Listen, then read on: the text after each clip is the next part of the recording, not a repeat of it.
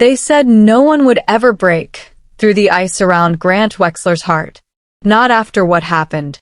But when a single mother named Elena walked into his mansion, dusted his study, and made one simple choice, everything changed.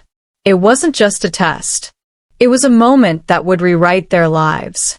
In the hills of Asheville, North Carolina, far from the chaos of the city, stood the Wexler estate, a sprawling property of marble floors, vintage chandeliers, and locked doors that had not been opened in years. The house looked like something out of a magazine, flawless, silent, and emotionally sterile.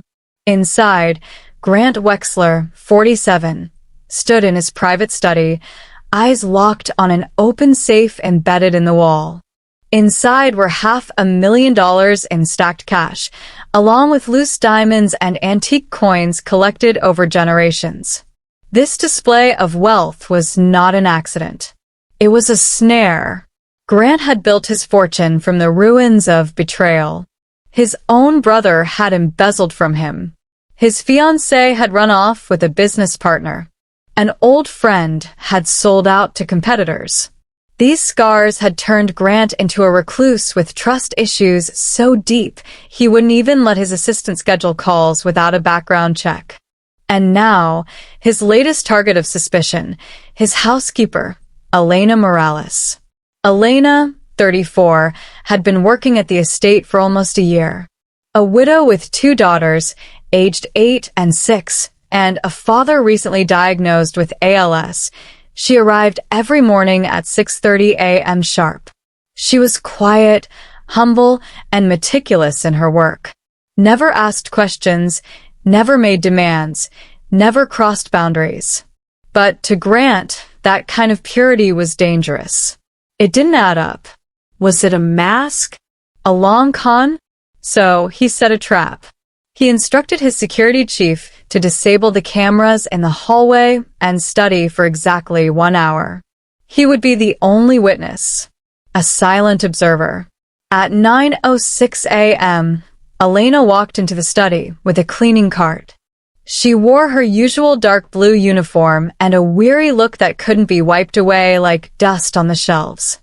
She paused the moment she noticed the safe open. Grant, hidden behind the slightly ajar closet door, held his breath. Would she take something? Hesitate? Panic? Instead, Elena did something he didn't expect. Elena gently shut the door behind her, locking it with a click. Grant's heart raced. Why would she lock the door? She approached the safe. Her hand hovered over the stacks of cash, not to touch, but to wipe away dust with a small cloth she pulled from her apron. She didn't count the money, didn't glance over her shoulder. She cleaned. Then, slowly, she reached into her pocket and pulled out a creased, faded photo. It was a picture of 2 girls, her daughters, and an elderly man in a hospital bed.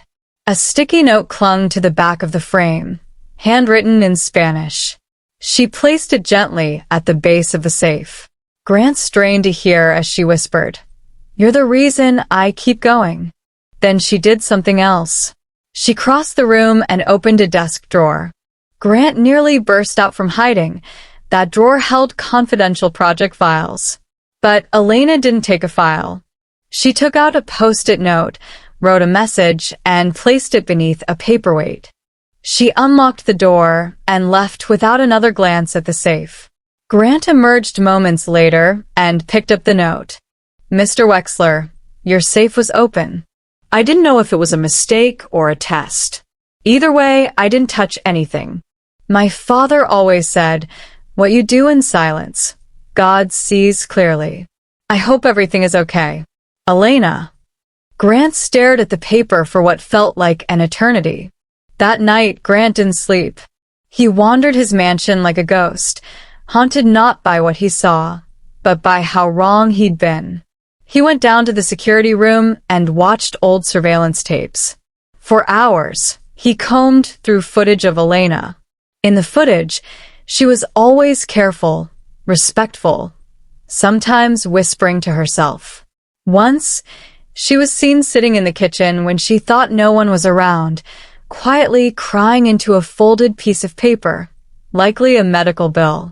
In one clip, she packed leftover food into a plastic container, labeling it with her daughter's name. In another, she kissed a necklace and mouthed a prayer.